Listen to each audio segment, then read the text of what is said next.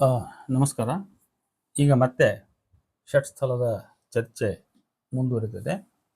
ಈಗ ಎರಡನೇ ಸ್ಥಳ ಇದು ಮಾಹೇಶ್ವರ ಸ್ಥಳ. ನಾನು ಸಹೃದಯರಿಗೆ ಮೊದಲೇ ಈ ಸ್ಥಳದ ಮುಂದಿನ ಒಂದು ಸ್ಟೆಪ್ಸ್ ಎಷ್ಟಿದಾವೆ ಅಂತ ಹೇಳ್ಬಿಡ್ತೀನಿ. ನಾನು ನೋಡಿ, ಮಾಹೇಶ್ವರ ಸ್ಥಳದಲ್ಲಿ ಕೂಡ ಮಾಹೇಶ್ವರನ ಜ್ಞಾನಿ, ಮಾಹೇಶ್ವರನ ಮಾಹೇಶ, ಮಾಹೇಶ್ವರನ ಭಕ್ತ, ಮಾಹೇಶ್ವರನ ಪ್ರಸಾದಿ, ಮಾಹೇಶ್ವರನ ಪ್ರಾಣಲಿಂಗಿ, ಮಾಹೇಶ್ವರನ ಶರಣ, ಮಾಹೇಶ್ವರನ ಐಕ್ಯ ಅಂತ ಈ ರೀತಿ ಈ ಸ್ಥಳಗಳ ವಿಂಗಡಣೆ ಇದೆ. ಇಲ್ಲಿ ಕೂಡ ನಾವು ಮೂರು ವಚನಕಾರರನ್ನು, ಬಸವಣ್ಣ, ಚನ್ನಬಸವಣ್ಣ ಮತ್ತು ಅಲ್ಲಮ ಪ್ರಭು, ಮೂರು ವಚನಕಾರರ ವಚನಗಳನ್ನು ಕೂಡ ನಾವು ಪರಿಗಣಿಸಿ ಚರ್ಚೆಯನ್ನ ಮುಂದುವರ್ಸ್ಕೊಂಡು ಹೋಗ್ತಾ ಇದ್ದೀವಿ. ಬಹಳಷ್ಟು ನೂರಾರು ವಚನಗಳು ಇಲ್ಲಿ ಲೆಕ್ಕಕ್ಕೆ ಬರ್ತವೆ. ಆದರೆ ಅದರಲ್ಲಿ ಎಲ್ಲವನ್ನೂ ಪರಿಶೋಧಿಸ್ತಾ ಯಾವುವು ಉತ್ತಮವಾದ ಮಾಹಿತಿಯನ್ನು ಕೊಡ್ತವೆ ಅವುಗಳ ಮಾಹಿತಿಯನ್ನ ಇಲ್ಲಿ ಸಂಗ್ರಹಿಸಿ ನಾನು ಸಹೃದಯರಿಗೆ ತಿಳಿಯಪಡಿಸಲಿಕ್ಕೆ ಪ್ರಯತ್ನವನ್ನು ಮಾಡ್ತಾ ಇದ್ದೇನೆ. ಮಾಹೇಶ್ವರ ಸ್ಥಳ ಇದು ಎರಡನೇ ಸ್ಥಳ. ನೋಡ್ರಿ, ಭಕ್ತ ಸ್ಥಳ ಆಯಿತು, ಅದರಲ್ಲಿ ಪಿಂಡ, ಜ್ಞಾನ ಇತ್ಯಾದಿ ಎಲ್ಲ ಚರ್ಚೆ ಮಾಡಿದ್ವಿ, ಐಕ್ಯದವರೆಗೂ ಮಾಡಿದ್ವಿ. ಬಸವಣ್ಣನವರ ಮಾಹೇಶ್ವರ ಸ್ಥಳದ ವಚನಗಳು 527ರಿಂದ 766ರವರೆಗೆ, ಒಟ್ಟು ನೋಡ್ರಿ 238 ವಚನಗಳಿದಾವೆ. ಬರೀ ಬಸವಣ್ಣರ ಒಬ್ಬರವೇ 238 ವಚನಗಳಿದಾವೆ. ಮಾಹೇಶ್ವರನ ಜ್ಞಾನಿ, ಮಾಹೇಶ್ವರನ ಮಾಹೇಶ್ವರ, ಮಾಹೇಶ್ವರನ ಪ್ರಸಾದಿ, ಮಾಹೇಶ್ವರನ ಶರಣ, ಮಾಹೇಶ್ವರನ ಐಕ್ಯ ಎಂದು ಒಟ್ಟಾರೆ 5 ಸ್ಥಳಗಳನ್ನು ಹೆಸರಿಸಲಾಗಿದೆ. ಇದೊಂದು ಲೋಪ ಇದು. ಆದರೆ ಚನ್ನಬಸವಣ್ಣನವರ ವಚನಗಳಲ್ಲಿ ಉಪಸ್ಥಳಗಳು 7 ಅಲ್ಲಿ ನೋಡಿ. ಇಲ್ಲಿ ಬಸವಣ್ಣನಲ್ಲಿ 5 ಬರ್ತವೆ, ಚನ್ನಬಸವಣ್ಣನಲ್ಲಿ 7 ಬರ್ತವೆ. ಯಾವ್ಯಾವ ಅಂತ ಹೇಳಿದ್ರೆ, ಮಾಹೇಶ್ವರನ ಜ್ಞಾನಿ, ಮಾಹೇಶ್ವರನ ಮಾಹೇಶ, ಮಾಹೇಶ್ವರನ ಭಕ್ತ, ಮಾಹೇಶ್ವರನ ಪ್ರಸಾದಿ, ಮಾಹೇಶ್ವರನ ಪ್ರಾಣಲಿಂಗಿ, ಮಾಹೇಶ್ವರನ ಶರಣ, ಮಾಹೇಶ್ವರನ ಐಕ್ಯ, ಹೀಗೆ 7 ಚನ್ನಬಸವಣ್ಣನಲ್ಲಿ ಬರ್ತವೆ. ಆದ್ರೆ ಅಲ್ಲಮ ಪ್ರಭುವಿನ ವಚನಗಳಲ್ಲಿ ಮಾಹೇಶ್ವರ ಸ್ಥಳ ಅಂತ ಅಷ್ಟೇ ಇರೋದು. ಅದ್ರೊಳಗಿನ ಈ ಎಲ್ಲ ಈ ಉಪಸ್ಥಳಗಳು, ಮಿಶ್ರ ಸ್ಥಳಗಳು, ಅವಾಂತರ ಸ್ಥಳಗಳಂತೆ ಅಂತೀವಲ್ಲ, ಅವೆಲ್ಲ ಇಲ್ಲ. ಅಲ್ಲಮ ಪ್ರಭುವಿನ ವಚನಗಳಲ್ಲಿ ಸುಮಾರು 113ರಿಂದ 156ರವರೆಗೆ ಒಟ್ಟು 44 ವಚನಗಳು ಇದಾವೆ. ಇರ್ಲಿ, ಈಗ ಬಸವಣ್ಣನವರಿಂದ ನಾವು ಪ್ರಾರಂಭ ಮಾಡುವುದಾದ್ರೆ 527ರಿಂದ 691ರವರೆಗೆ 165 ವಚನಗಳು ಬಸವಣ್ಣನವರ ಮಾಹೇಶ್ವರನ ಜ್ಞಾನಿ ಸ್ಥಳಕ್ಕೆ 165 ವಚನಗಳಿದಾವೆ. ಇಲ್ಲಿಯ ಪ್ರಮುಖ ಸಂದೇಶವನ್ನು ನಾವು ತಿಳ್ಕೊಂಡ್ರೆ ಸಾಕು. ಪಶುಪತಿ ಜಗಕ್ಕೇಕೋ ದೇವ ಎಂಬ ಶ್ವೇತಾಶ್ವತರೋಪನಿಷತ್ತಿನ ಏಕದೇವತಾ ತತ್ವವನ್ನ ಈ ಸ್ಥಳದಲ್ಲಿ ಎತ್ತಿ ಹಿಡಿಯಲಾಗಿದೆ. ಯಾವ ಸ್ಥಳ ಇದು? ಮಾಹೇಶ್ವರನ ಜ್ಞಾನಿ ಸ್ಥಳ ಇದು. ಅಂದರೆ ಶಿವನೊಬ್ಬನೇ ದೈವ ಎಂಬ ಜ್ಞಾನವೇ ಮಾಹೇಶ್ವರನ ಜ್ಞಾನದ ಮೊಳಕೆ. ಇದರ ನಂತರದ ವಚನಗಳು ಸಹ 528, 530 ಇವು ಇದೇ ವಿಚಾರವನ್ನೇ ಅವು ಮುಂದುವರಿಸಿವೆ. ಶಿವ ಏಕೋ ದೇವ ರುದ್ರೋ ನಾದ್ವಿತೀಯ ತಸ್ಥು ಅಂತ ಏನು ಬರ್ತದೆ, ಅದು ನಾದ್ವಿತೀಯನೆಂದು ನಂಬುವುದು ಕಾಣಿರಣ್ಣ ಎಂಬುದು ಕೇಂದ್ರ ತತ್ವ. ಇಲ್ಲಿ ಬಸವಣ್ಣನವರು ವೈದಿಕರಿಗೆ ತಾತ್ವಿಕವಾಗಿ ಏಕದೇವತಾವಾದವನ್ನ ಪ್ರತ್ಯುತ್ತರವಾಗಿ ನೀಡಿದ್ದಾರೆ. ಆ ವಚನಗಳನ್ನು ಇಲ್ಲಿ ಇವರು ಮಾಹೇಶ್ವರನ ಜ್ಞಾನಿ ಸ್ಥಳ ಅನ್ನೋದರಲ್ಲಿ ಹಾಕಿದ್ದಾರೆ. ಅಂದ್ರೆ ಮಾಹೇಶ್ವರನ ಜ್ಞಾನಿಯಾದವನಿಗೆ ಈ ಏಕದೇವತಾವಾದದ ಒಂದು ಜ್ಞಾನ ಇರಬೇಕು ಅನ್ನೋದು ಅರ್ಥ ಆಗ್ತದೆ.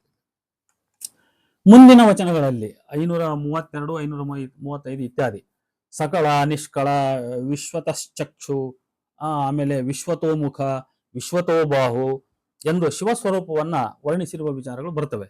ಈ ಜಗತ್ತಿನಲ್ಲಿ ಎತ್ತೆತ್ತ ನೋಡಿದಡತ್ತ ಶಿವನೇ ಕಾಣುತ್ತಿದ್ದಾನೆ. ಈ ಜಗದ ಮುಖ್ಯ ರಚನಾಂಶಗಳಾದ ಜಲ, ಕೂರ್ಮ, ನಾಗ, ಮೇದಿನಿ, ಸಪ್ತಸಾಗರ, ಅಜಾಂಡ, ಹರಿವಿರೆಂಚಿಗಳು ಆ ಶಿವನ ಉದರದ ಕೊನೆಯ ಪ್ರಾಣಿಗಳು. ಸೃಷ್ಟಿ ಕ್ರಿಯೆಯು ಶಿವನದಲ್ಲ, ಪ್ರಕೃತಿಯದು. ಪುರುಷ ಕೇವಲ ಸಾಕ್ಷಿ ಎಂಬ ವಿಚಾರ ಇಲ್ಲಿ ಪ್ರತಿಪಾದಿಸಲ್ಪಟ್ಟಿದೆ.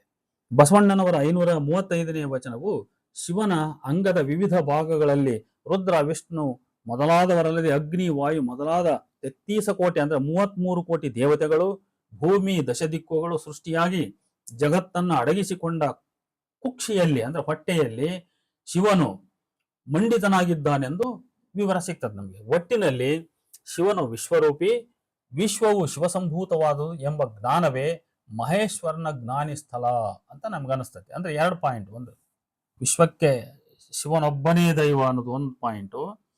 ಆಮೇಲೆ ವಿಶ್ವವು ಶಿವಸಂಭೂತವಾದುದು ಅನ್ನುವಂಥ ಜ್ಞಾನವೇ. ಶಿವನು ವಿಶ್ವರೂಪಿ, ಶಿವನು ವಿಶ್ವರೂಪಿ, ವಿಶ್ವವು ಶಿವಸಂಭೂತವಾದುದು ಎನ್ನುವಂಥ ಜ್ಞಾನವೇ ಇಲ್ಲಿ ಮಹೇಶ್ವರನ ಜ್ಞಾನಿ ಸ್ಥಳ ಅಂತ. ಮುಂದಿನ ವಚನಗಳು ಅಂದ್ರೆ 537, 538 ಇತ್ಯಾದಿ ಹರಹರಿ ಪೌರಾಣಿಕ ಕಲ್ಪನೆಗಳನ್ನು ಪ್ರಸ್ತಾಪಿಸ್ತಾ ಹರಿಪರ ಕಲ್ಪನೆಗಳನ್ನು ಅತಿಗಳೆದು ಹರಪರ ಕಲ್ಪನೆಗಳನ್ನು ಇಲ್ಲಿ ಎತ್ತಿ ಹಿಡಿಯಲಾಗಿದೆ. ಈ ಬಗ್ಗೆ 539ನೇ ವಚನವನ್ನ ನೋಡಬಹುದು. 6 ಕೋಟಿ ಬ್ರಹ್ಮರು ಮಡಿವಲ್ಲಿ 6 ಕೋಟಿ ಬ್ರಹ್ಮರು ಮಡಿವಲ್ಲಿ ನಾರಾಯಣನಿಗೊಂದು ದಿನವಾಯಿತು ಎಂದು ಮುಂತಾಗಿ ವಾದಿಸುವ ವಚನವೊಂದು 540ನೇ ವಚನ ಶಿವನು ನಾರಾಯಣನಿಗಿಂತ ದೊಡ್ಡವನು ಎಂಬ ವಾದವನ್ನು ಮಂಡಿಸುತ್ತದೆ. ಬ್ರಹ್ಮಂಗೆ ಪ್ರಳಯ, ವಿಷ್ಣುವಿಗೆ ಮರಣ ಉಂಟು, ರುದ್ರನಿಗಿಲ್ಲ ಎನ್ನುತ್ತದೆ 542ನೇ ವಚನ. ಹರಿಹರ ಒಂದೇ ಎಂಬ ಕಲ್ಪನೆಯನ್ನ ಬಸವಣ್ಣನವರು ಬಹಳ ಕಠೋರವಾಗಿ ತಿರಸ್ಕರಿಸ್ತಾರೆ 543ನೇ ವಚನದಲ್ಲಿ. ಅನೇಕ ವೈದಿಕ ದೇವತೆಗಳು ಯೋನಿಜರು, ಶಿವನೊಬ್ಬನೇ ಅಯೋನಿಜ ಎಂಬುದು ಬಸವಣ್ಣನವರ ವಾದ. ಮಾತ್ರವೇಕೆ ಸೋಮ ಶಂಭುವಿನಿಂದ ಇಂದ್ರನು, ಸತ್ಯಋಷಿ ಜ್ಯೇಷ್ಠತಾ ದೇವಿಯ ಉದರದಲ್ಲಿ ಬ್ರಹ್ಮನು, ವಸುದೇವ ದೇವಕಿಗೆ ವಿಷ್ಣುವು ಜನಿಸಿದ್ದಾರೆನ್ನುತ್ತದೆ ಮತ್ತೊಂದು 545ನೇ ವಚನ. ಈ ವಚನದ ಕೊನೆಗೆ ಬಸವಣ್ಣನವರು ವೈದಿಕರಿಗೆ ಎಸೆಯುವ ಸವಾಲು ಹೇಗಿದೆ ಅಂತ ಹೇಳಿದ್ರೆ, ಇವರೆಲ್ಲರೂ ಯೋನಿಜರೆಂಬುದ ತ್ರೈಜಗ ಬಲ್ಲದು. ಅಂದ್ರೆ ಈ ಎಲ್ಲಾ ದೇವತೆಗಳು ಬ್ರಹ್ಮ, ವಸುದೇವ ಇತ್ಯಾದಿ ಈ ಎಲ್ಲ ಇಂದ್ರ ಇತ್ಯಾದಿ ದೇವತೆಗಳು ಯೋನಿಜರೆಂಬುದು ತ್ರೈಜಗ ಬಲ್ಲದು. ಉತ್ಪತ್ತಿ ಸ್ಥಿತಿ ಪ್ರಳಯಕ್ಕೆ ಹೊರಗಾದ ಕೂಡಲ ಸಂಗಮ ದೇವಂಗೆ ಮಾತಾಪಿತರುಳ್ಳೆಡೆ ಹೇಳಿರೋ. ಅಂದರೆ ಶಿವನು ಅಯೋನಿಜ ಮಾತ್ರವಲ್ಲ, ಸೃಷ್ಟಿ ಸ್ಥಿತಿ ಲಯಗಳಿಗೆ ಹೊರಗು ಎನ್ನುವಂತ ಈ ಸವಾಲನ್ನ ಹಾಕಿದ್ದಾನೆ ಯಾರು? ಬಸವಣ್ಣ. ಮತ್ತೆ ಮುಂದುವರಿದು, ಇಬ್ಬರು ಮೂವರು ದೇವರೆಂದು ಉಬ್ಬಿ ಮಾತಾಡಬೇಡ, ಒಬ್ಬನೇ ಕಾಣಿರೋ, ಇಬ್ಬರೆಂಬುದು ಹುಸಿ ನೋಡ, ಕೂಡಲ ಸಂಗಮ ನಲ್ಲದಿಲ್ಲೆಂದಿತ್ತು ವೇದ ಅಂತ ಹೇಳ್ಬಿಟ್ಟು ಬಸವಣ್ಣನವರ 546ನೇ ವಚನ ಹೇಳುತ್ತೆ. ಇಲ್ಲಿ ನಾನು ಕೆಲವರಿಗೆ ಗಮನಿಸ್ತೀನಿ, ಬಸವಣ್ಣನವರಲ್ಲಿ ವೇದ ವಿರೋಧಿ ನಿಲುವಲ್ಲ ಅಂತ ಹೇಳ್ತಾರಲ್ಲ, ಅವರೆಲ್ಲ ಇಂಥ ವಚನಗಳನ್ನ ಸರಿಯಾಗಿ ಅರ್ಥ ಮಾಡ್ಕೊಂಡಿರಲ್ಲ ಅವರು. ಇವೆಲ್ಲವೂ ನೋಡ್ರಿ, ವೈದಿಕ ಪರಂಪರೆ, ವೈದಿಕ ನಂಬಿಕೆ, ಅವರ ದೈವತ, ಅವರ ಆಚಾರ ವಿಚಾರ ಇವೆಲ್ಲವನ್ನು ಖಂಡನೆ ಮಾಡತಕ್ಕಂಥ ವಚನಗಳೇ ಇವು. ಶಿವನೊಬ್ಬನೇ ದೈವ ಎನ್ನುತ್ತದೆ ವೇದ. ನೋಡಿ, ಇದು ಇವರು ಗ್ರಹಿಸಿರೋ ಪ್ರಕಾರ ಶಿವನೊಬ್ಬನೇ ದೈವ ಅಂತ, ಇವ್ರ ಪ್ರಕಾರ ವೇದ ಶಿವನೊಬ್ಬನೇ ದೈವ ಅಂತ ಹೇಳ್ತತೆ ಅದಂತೆ. ಶಿವನಿಗೆ ಮತ್ತೊಂದು ದೈವ ಸರಿ ಎಂಬ ಮಾತೆ ಬಸವಣ್ಣನವರಿಗೆ ಆಗದು. ಅವರ ರಕ್ತ ಕೊತ ಕೊತ ಕುದಿಯುತ್ತದೆ. ಅಸಮಾಕ್ಷ ಲಿಂಗಕ್ಕೆ ಅನ್ನ ದೈವ ಸರಿ ಎಂಬವನ ಬಾಯಲ್ಲಿ ಮಶದ ಕೂರಲಗ ನಿಕ್ಕದೆ ಮಾಬನೇ ಅಂತ ಹೇಳ್ಬಿಟ್ಟು ನಿಂದಿಸ್ಬಿಡ್ತಾನೆ ಬಸವಣ್ಣ 566ನೇ ವಚನದಲ್ಲಿ. ಶಿವಮಯ ವಿಷ್ಣುವಲ್ಲ, ವಿಷ್ಣುಮಯ ಶಿವನಲ್ಲ, ನುಡಿಯದಿರಿಂಭೋ ಅಂತೇಳಿ 567ನೇ ವಚನ. ಎಂಬಿ ವಚನದಲ್ಲಿ ನೀವು ಗಮನಿಸಬಹುದು, ಹರಿಭಕ್ತರಾದ ಬ್ರಾಹ್ಮಣರ ಮೇಲಿನ ಬಸವಣ್ಣನವರ ಬೌದ್ಧಿಕ ಆಕ್ರಮಣ ಉಗ್ರ ಸ್ವರೂಪವನ್ನ ತಾಳುವುದು.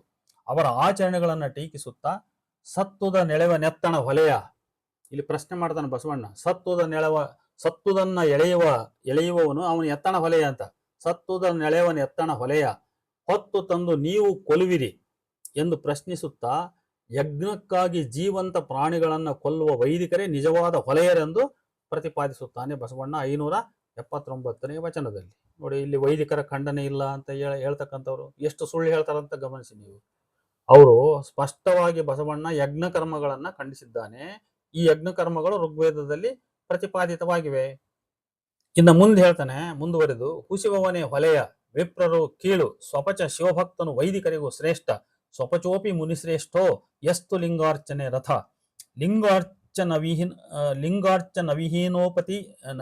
ನವಿಹೀನೋಪಿ ಬ್ರಾಹ್ಮಣ ಸ್ವಪಚಾಧಮ ಅಂತ. ಸ್ವಪಚೋಪಿ ಮುನಿಶ್ರೇಷ್ಠೋ ಯಸ್ತು ಲಿಂಗಾರ್ಚನೆ ರಥ, ಲಿಂಗಾರ್ಚನ ವಿಹೀನೋಪಿ ಬ್ರಾಹ್ಮಣ ಸ್ವಪಚಾಧಮ ಅಂತ 605ನೇ ವಚನ. ಈ ಎಂಬಿತ್ಯಾದಿ ವಿಚಾರಗಳನ್ನು ಬಸವಣ್ಣ ಇಲ್ಲಿ ಮಂಡಿಸಿದ್ದಾರೆ.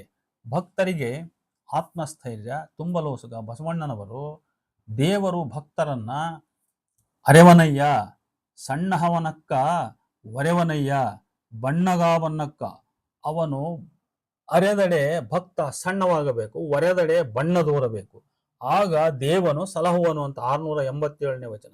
ಬಂದದ್ದನ್ನೆಲ್ಲ ಎದುರಿಸುವ ಛಲ ಧೈರ್ಯವಿರಬೇಕು, ಅಂಜಿದಡೆ ಮಾಣದು, ಅಳುಕಿದಡೆ ಮಾಣದು, ವಜ್ರ ಪಂಜರದೊಳಗಿದ್ದಡೆ ಮಾಣದು, ತಪ್ಪುದವೋ ಲಲಾಟ ಲಿಖಿತ ಅಂತೇಳಿ 688ನೇ ವಚನ ಹೇಳುತ್ತೆ.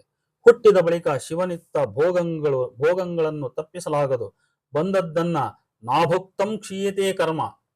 ನೋಡಿ, ಏನ್ ಬರ್ತದೋ ಅದನ್ನ ಬಂದದ್ದನ್ನು ಅನುಭವಿಸ್ಬೇಕು. ನಾಭುಕ್ತಂ ಕ್ಷೀಯತೆ ಕರ್ಮ ಎಂದು ಸ್ವೀಕರಿಸುತ್ತಾ ಹೋಗಬೇಕು ಎಂದು ಉಪದೇಶ ಮಾಡುವರು ಬಸವಣ್ಣ. ಈ ಮಾಹೇಶ್ವರ ಸ್ಥಳದ ವಚನಗಳ ಇನ್ನೊಂದು ಇತ್ಯಾತ್ಮಕ ವೈಚಾರಿಕ ನೆಲೆ ಯಾವುದಂತಂದ್ರೆ, ಲಿಂಗವಿದ್ದವರ ಮನೆ ಕೈಲಾಸವೆಂದು ನಂಬಬೇಕು, ಚಾಂಡಾಲ ವಾಟಿಕಾಯಾಂ ವಾ ಶಿವಭಕ್ತ ಸ್ಥಿತೋ ಯದಿ ತತ್ ಶ್ರೇಣಿ ಶಿವಲೋಕಶ್ಚ ತದ್ ಗೃಹಂ ಶಿವಮಂದಿರಂ ಎಂಬುದಾಗಿ ಲೋಕದ ಡಂಬಕರ ಮಾತು ಬೇಡ, ಕೂಡಲ ಸಂಘ ನಿದ್ದುದೇ ಕೈಲಾಸ ಅಂತ 608ನೇ ವಚನ ಹೇಳುತ್ತೆ. ಇಲ್ಲಿ ವೈದಿಕರ ವರ್ಣಾಶ್ರಮ ನೀತಿಯನ್ನು ಮುರಿದು ಹೀನ ಜಾತಿಯ ಶಿವಭಕ್ತನ ಮನೆಯೂ ಕೈಲಾಸ ಅಂತ ಹೇಳಿ ಪ್ರತಿಪಾದನೆ ಮಾಡಿರ್ತಕ್ಕಂಥದ್ದನ್ನ ಗಮನಿಸಬಹುದು. ನೋಡಿ, ಇದೆಲ್ಲ ವೈದಿಕ ವಿರೋಧಿ ಅಂಶಗಳಿವು. ಒಟ್ಟಿನಲ್ಲಿ ಮಾಹೇಶ್ವರನ ಜ್ಞಾನಿ ಸ್ಥಳದ ವಚನಗಳು ಹರಿಹರ ಒಂದೇ ಅಲ್ಲ, ವೈದಿಕ ದೇವತೆಗಳೆಲ್ಲರೂ ಯೋನಿಜರು, ಶಿವನು ಮಾತ್ರ ಅಯೋನಿಜ ಎಂಬ ವಾದವನ್ನು ಮಂಡಿಸುತ್ತಾ ವೈದಿಕ ದೈವತಾ ಕಲ್ಪನೆಗಳನ್ನು, ಹರಹರಿ ಸಮನ್ವಯ ಸಂಕೀರ್ಣ ಕಲ್ಪನೆಗಳನ್ನು ತಿರಸ್ಕರಿಸುತ್ತಾ ಶಿವನೊಬ್ಬನೇ ದೈವ ಎಂಬ ವಾದವನ್ನ, ಶಿವಸರ್ವೋತ್ತಮ ವಾದವನ್ನ ಬಹಳ ಹಠದಿಂದ ಬಹು ಖಚಿತ ಧ್ವನಿಯಿಂದ ಸಾಧಿಸಲೆತ್ನಿಸುತ್ತವೆ. ಅಲ್ಲದೆ ಜನಪದ ದೈವಗಳನ್ನು ಈ ಭಾಗದ ವಚನಗಳು ತಿರಸ್ಕರಿಸುತ್ತವೆ. ಉದಾಹರಣೆಗೆ, ಹಾಳು ಮರಡಿಗಳಲ್ಲಿ, ಊರ ದಾರಿಗಳಲ್ಲಿ ಮಡಕೆ ದೈವ, ಮರದೈವ, ಬೀದಿಯ ಕಲ್ಲು ದೈವ, ಗಿಣ್ಣಿಲು ದೈವ ಎಂಬಿತ್ಯಾದಿ 556, 562ನೇ ವಚನಗಳನ್ನು ನೋಡಬಹುದು. ಅಂತೆಯೇ ಶಿವಭಕ್ತರು ಅನ್ಯ ದೈವಕ್ಕೆ ಎರಗಬಾರದು, ಪರಸತಿ, ಪರಧನ, ಪರದೈವ ಒಲ್ಲೆ ಎಂಬ ಛಲಬೇಕು ಶಿವಭಕ್ತನಿಗೆ. ಬಸವಣ್ಣನ 677ನೇ ವಚನ. ಶಿವಭಕ್ತರು ಕುಲಜರು, ಶಿವಭಕ್ತರಲ್ಲದ ಬ್ರಾಹ್ಮಣರು ಹೊಲೆಯರು, ಭಕ್ತನು ಅಂಜದಿರಬೇಕು, ಶಿವನಿತ್ತ ಭೋಗಗಳನ್ನು ಭೋಗಿಸದೆ ಬಿಡಲಾಗದು ಎಂಬ ಉಪದೇಶವನ್ನು ನೀಡುತ್ತವೆ ಇನ್ನೂ ಕೆಲವು ವಚನಗಳು.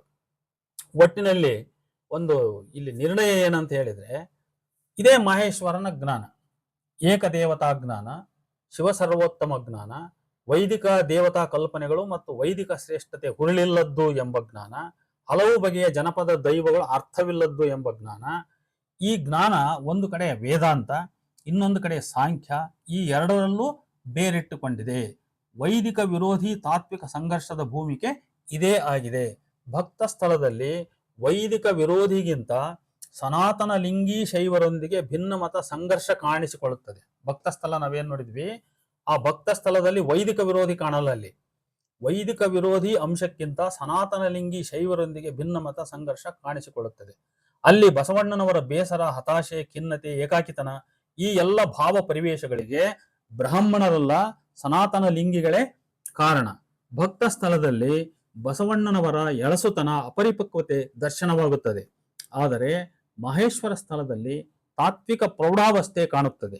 ಆಗಲೇ ಬಸವಣ್ಣನವರು ಲಿಂಗಾಯತ ವೀರಶೈವ ಧರ್ಮದಲ್ಲಿ ತಮ್ಮನ್ನು ಗಟ್ಟಿಯಾಗಿ ಸ್ಥಾಪಿಸಿಕೊಂಡು ತಮ್ಮ ಮಾತೃ ಪರಂಪರೆಯಾದ ವೈದಿಕರನ್ನ ಎದುರಾಳಿಗಳನ್ನಾಗಿಸಿಕೊಂಡು ಅವರ ಹುಳುಕುತನ, ಡಂಬಾಚಾರಗಳನ್ನ, ಅಸಮಂಜಸತೆಗಳನ್ನ ಟೀಕಿಸುತ್ತಾ ತಾವು ನೆಲೆಯೂರಿದ ಈ ಧರ್ಮಕ್ಕೆ ಒಂದು ತಾತ್ವಿಕ ಚೌಕಟ್ಟು ರೂಪಿಸುತ್ತಿದ್ದಾರೆ ಅಂತಕ್ಕಂಥದ್ದನ್ನ ನಾವು ಈ ಮಹೇಶ್ವರ ಸ್ಥಳದ ವಚನಗಳಲ್ಲಿ ನಾವು ಅರ್ಥ ಮಾಡ್ಕೋಬಹುದು. ಇಲ್ಲಿ ಬಸವಣ್ಣನವರು ನಿಜಕ್ಕೂ ಒಬ್ಬ ಜ್ಞಾನ ಶಿಖಾರಿ. ಅವರು ಬಸವಣ್ಣನವರು ಮಹೇಶ್ವರ ಸ್ಥಳದಲ್ಲಿ ನಿಜಕ್ಕೂ ಒಬ್ಬ ಜ್ಞಾನ ಶಿಖಾರಿ ಅಂತ. ಇನ್ನು ಚನ್ನಬಸವಣ್ಣನವರ ವಚನಗಳಲ್ಲಿ ಮಹೇಶ್ವರನ ಜ್ಞಾನಿ ಸ್ಥಳ ಹೇಗಿದೆ ಇಲ್ಲಿ ನೋಡ್ರಿ. ಅವರು 143ರಿಂದ 201ರವರೆಗೆ 59 ವಚನ ಮಾತ್ರ ಇವೆ. ಬಸವಣ್ಣನವರಲ್ಲಿ ಪ್ರಥಮದಲ್ಲಿಯೇ ಕಾಣುವ ಏಕದೇವತಾವಾದ, ಶಿವಸರ್ವೋತ್ತಮವಾದ ಇಲ್ಲಿಯೂ ಸಹ ಈ ಸ್ಥಳದ ಆರಂಭದಲ್ಲಿಯೇ ಎದುರಾಗುತ್ತದೆ. ಎಲ್ಲಿ? ಚನ್ನಬಸವಣ್ಣನ ವಚನದಲ್ಲಿ. ಏಕ ಏವ ರುದ್ರೋ ನ ದ್ವಿತೀಯ ತಸ್ಥೆ ಎಂಬ ಶ್ವೇತಾಶ್ವತರ ಉಪನಿಷತ್ತಿನ ಶ್ರುತಿಯನ್ನ ಉದ್ಧರಿಸುತ್ತವೆ 145, 146ನೇ ವಚನಗಳು. ಬಸವಣ್ಣನವರು ಮತ್ತು ಚನ್ನಬಸವಣ್ಣನವರ ವಚನ ಸಾರ ಒಂದೇ, ಸಾಲು ಮಾತ್ರ ಬೇರೆ ಬೇರೆ. ಆದ್ದರಿಂದ ಅವನ್ನಿಲ್ಲಿ ಉಲ್ಲೇಖಿಸ್ತಕ್ಕಂಥ ಅವಶ್ಯಕತೆ ಇಲ್ಲ.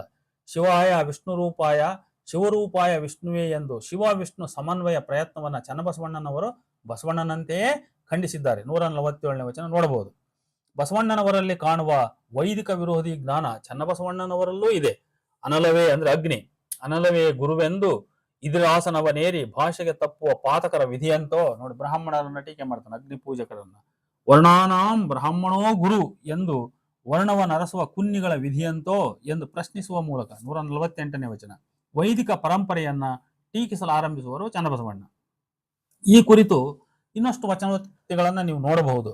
ಬ್ರಾಹ್ಮಣಿ ಚರತಿ ಬ್ರಾಹ್ಮಣ ಎಂಬಲ್ಲಿ ಬ್ರಹ್ಮವೆಂಬುದು ಎಮ್ಮ ಶಿವಲಿಂಗ ಕಾಣಿರು, ವಿಪ್ರ ದ್ವಿಜನಲ್ಲ ಶರಣರೇ ವಿಪ್ರೋತ್ತಮರು, ಹಾರುವ ಭಕ್ತಿ ಪ್ರಾಣ ಹಾರುವನ್ನಕ್ಕ, ಪ್ರಾಣ ಹಾರಿದಡೆ ಭಕ್ತಿ ಹುರುಳಿಲ್ಲ, ಆ ವೇದವನೋದಿ ಅರ್ತಿಯಲ್ಲಿ ಸುರ್ಯಮಾಂಸವ ತಿಂಬ ದ್ವಿಜರೇ ಮೆಚ್ಚುವರೇ ಕೂಡಲ ಸಂಗನ ಶರಣರು. ನೋಡಿ, ಹೀಗೆ ವೈದಿಕರನ್ನ ಚನ್ನಬಸವಣ್ಣನವರು ತಾರಾಟಿಗೆ ತೆಗೆದುಕೊಂಡಿದ್ದಾರೆ 152, 153 ಮತ್ತು 156ನೇ ವಚನಗಳಲ್ಲಿ. ಈ ಸ್ಥಳದ ವಚನಗಳು ಭಕ್ತರಿಗೆ ಕೆಲವು ನಿಷೇಧಗಳನ್ನು ಕೂಡ ಹೇರ್ತವೆ. ಇಲ್ಲಿ ಶಿವನನ್ನು ಬಿಟ್ಟು ಬ್ರಹ್ಮ, ವಿಷ್ಣು, ಭೈರವ, ಮೈಲಾರ, ಜನಾದಿ ಅನ್ಯ ದೈವಕ್ಕೆರಗಿ ವ್ಯರ್ಥ ಭಕ್ತಿ ಮೆರೆದವರನ್ನ ಟೀಕಿಸಲಾಗಿದೆ 149ನೇ ವಚನದಲ್ಲಿ. 158, 159ನೇ ವಚನಗಳು ಅನ್ನಪಾನ, ಐಶ್ವರ್ಯಪಾನ, ವೇಶ್ಯಪಾನ, ಅಂಗಭಂಗಿ, ಮನಭಂಗಿ, ಕಾಮಭಂಗಿ ಇಂತಿ ತ್ರಿಭಂಗಿ ಸುರೆಯ ಕುಡಿದವರು ನಿಮ್ಮ ನಿಜವನ್ನೆತ್ತಬಲ್ಲರು ಎಂದು ಪ್ರಶ್ನಿಸಿ ಮದ್ಯಪಾನಿ, ಮಾಂಸಾಹಾರಿ, ಜೂಜುಗಾರ, ಸೂಳೆಯರಿಗೆ ಲಿಂಗ ಸಾಹಿತ್ಯ ಮಾಡಕೂಡದು ಎಂಬ ನಿಷೇಧ ಹೇರುತ್ತವೆ. 165, 167 ಮತ್ತು 169 ಈ 4 ವಚನಗಳು ಮತ್ತೆ ಭವಿ ವಿಷಯವನ್ನ ಪ್ರಸ್ತಾಪಿಸುತ್ತವೆ. ಅನ್ಯ ದೈವವ ಪೂಜಿಸುವ ಸತಿ ಮನೆಯೊಳಗಿದ್ದರೆ ಶ್ವಾನನಿಂದ ಕರಕಷ್ಟವಲ್ಲ. ಭವಿ ಮಿಶ್ರವಾದ ಮನುಷ್ಯರು ಮನೆಯೊಳಗಿದ್ದರೆ ಶ್ವಾನನಿಂದ ಕರಕಷ್ಟವಲ್ಲ. 165ನೇ ವಚನ ನೋಡಿ. ಭವಿಪಾಕ ಪ್ರಥಮ ಪಾತಕ, ಪರಧನ ಪರಸತಿ ಗಳುಪಿದರೆ ಅದು ಎರಡನೆಯ ಪಾತಕ. ಜಂಗಮನಿಂದೆ ಗುರುವಾಗ್ನಿಯನ್ನ ಮೀರುವುದು, ಶಿವನಿಂದೆ ಮಾಡುವುದು ಇವು ಕ್ರಮವಾಗಿ 3, 4, 5ನೇ ಪಾತಕಗಳಾಗುತ್ತವೆ. ಈ ಪಂಚಮಹಾಪಾತಕಿ ಎಂದರೆ ಅವನು ಭವಿ ಭಕ್ತನಲ್ಲ ಅಂತ 169ನೇ ವಚನ ಸ್ಪಷ್ಟಪಡಿಸ್ತದೆ. ತನು, ಮನ, ಧನ, ವಧು, ಮಕ್ಕಳು ಇವಾವುಗಳ ಆಸೆ ಇರಬಾರದು ಭಕ್ತನಿಗೆ ಅಂತ 181ನೇ ವಚನ ಹೇಳುತ್ತೆ. ಭಕ್ತನು ಗುರುವಿನಲ್ಲಿ ಸದಾಚಾರಿ, ಲಿಂಗದಲ್ಲಿ ಶಿವಾಚಾರಿ, ಜಂಗಮದಲ್ಲಿ ಸಮಯಾಚಾರಿ, ಪ್ರಸಾದದಲ್ಲಿ ಬ್ರಹ್ಮಾಚಾರಿಯಾಗಿರಬೇಕು ಅಂತ ಹೇಳ್ತದೆ 184ನೇ ವಚನ. ಇದಿಷ್ಟು ಚನ್ನಬಸವಣ್ಣ ನೀಡಿರ್ತಕ್ಕಂಥ ಮಹೇಶ್ವರನ ಜ್ಞಾನಿಸ್ಥಾನದ ವಿವರಗಳು. ಇಲ್ಲಿ ಗಮನಿಸಬೇಕಾದ ಸಂಗತಿ ಅಂದ್ರೆ ಯಾವ ಒಂದು ವಚನದಲ್ಲಿಯೂ ಕೂಡ ಮಹೇಶ್ವರನ ಜ್ಞಾನಿ ಎಂಬ ಪದ ಬಳಕೆ ಆಗಿಲ್ಲ. ಅಂದರೆ ನಾವು ಈ ಭಾಗದ ವಚನಗಳಿಗೆ ವಚನ ಸಂಪುಟಗಳಲ್ಲಿ ಮಹೇಶ್ವರನ ಜ್ಞಾನಿ ಸ್ಥಳ ಎಂದು ತಲೆಬರಹ ಇರುವುದರಿಂದ ಈ ವಚನಗಳು ಮಹೇಶ್ವರನ ಜ್ಞಾನಿ ಸ್ಥಳ ಎಂದು ಏನಾದರೂ ಹೇಳುತ್ತವೆ ಎಂದು ನಾವು ಹುಡುಕಲು ಯತ್ನಿಸುತ್ತೇವೆ ವಿನಃ ಒಂದ್ ವೇಳೆ ಆ ಶೀರ್ಷಿಕೆ ಇಲ್ಲದ್ರೆ ನಾವು ಈ ವಚನಗಳನ್ನ ಹೆಂಗ್ ಓದ್ತಿದ್ವಿ ಅನ್ನೋದು ನನ್ನ ಪ್ರಶ್ನೆ. ಮೇಲೆ ಅವರು ಶೀರ್ಷಿಕೆ ಕೊಟ್ಟಾದ್ರೂ ತಲೆಯಡಿ ಆ ತಲೆಬರಹದಡಿ ಈ ವಚನಗಳನ್ನು ಹಾಕಿರೋದ್ರಿಂದ ನಾವಿಲ್ಲಿ ಮಹೇಶ್ವರನ ಸ್ಥಳ ಅಥವಾ ಮಹೇಶ್ವರನ ಜ್ಞಾನಿ ಸ್ಥಳ ಅಂತ ಹುಡುಕಕ್ಕೆ ಹೋಗ್ತೀವಿ ನಾವು. ಅದಿಲ್ಲದೆ ಹೋಗಿದ್ರೆ ವಚನಗಳಲ್ಲಿ ಮಾತ್ರ ಎಲ್ಲಿಯೂ ಕೂಡ ಆ ಸ್ಥಳದ ಹೆಸರುಗಳೇ ಇಲ್ಲ. ಇನ್ನು ಅಲ್ಲಮ ಪ್ರಭುಗಳ ವಚನಗಳಲ್ಲಿ ಮಹೇಶ್ವರನ ಸ್ಥಳ ಹೆಂಗಿದೆ ಅಂತ ನೋಡುವ. ಪ್ರಭುವಿನ ವಚನಗಳಲ್ಲಿ ಉಪಸ್ಥಳಗಳಿಲ್ಲ, ಇದಾಗಲೇ ನಾವು ಪ್ರಸ್ತಾಪಿಸಿದ್ದೇವೆ. ಬರೀ ಮಹೇಶ್ವರ ಸ್ಥಳ ಮಾತ್ರ.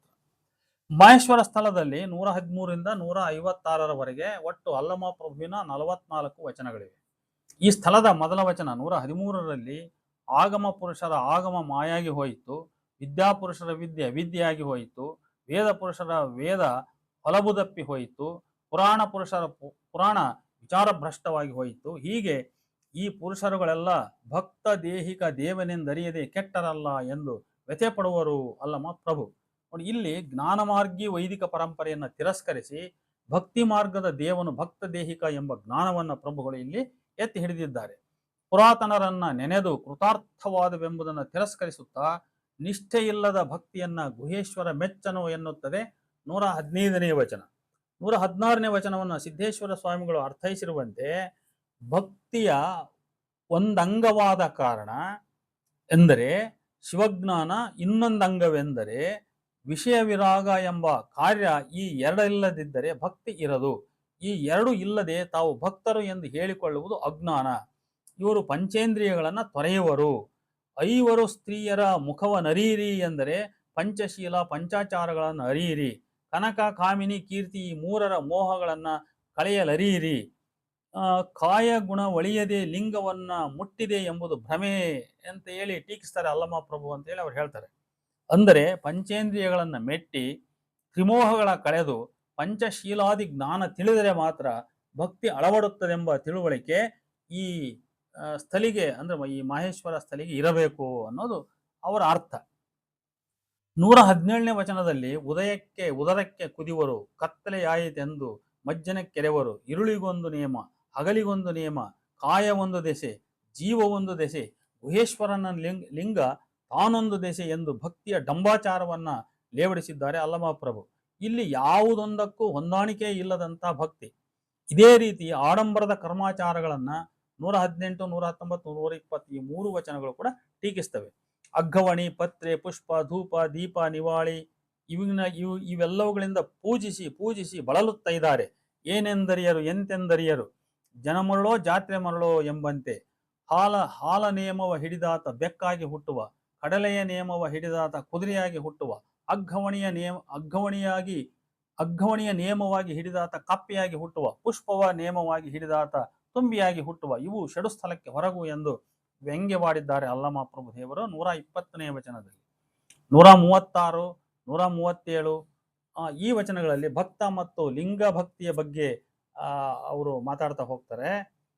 ಇಲ್ಲಿ ಸುಮ್ಮನೆ ಅವೆಲ್ಲ ಬಹಳ ಸಮಂಜಸವಿಲ್ಲದಂಥ ವಚನಗಳು ಬಹಳಷ್ಟಿವೆ. 137, 138, 153 ಇವೆಲ್ಲ ವಚನಗಳನ್ನು ನಾವು ಅಲ್ಲಿ ಗಮನಿಸ್ತಾ ಬಂದಾಗ ಇಲ್ಲಿ ಮೇಲೆ ಹೇಳುವಂಥ ಸ್ಥಳಕ್ಕೆ ಹೊಂದಿಕೆ ಆಗುವಂಥ ಯಾವ ವಚನಗಳು ಕೂಡ ಇಲ್ಲ.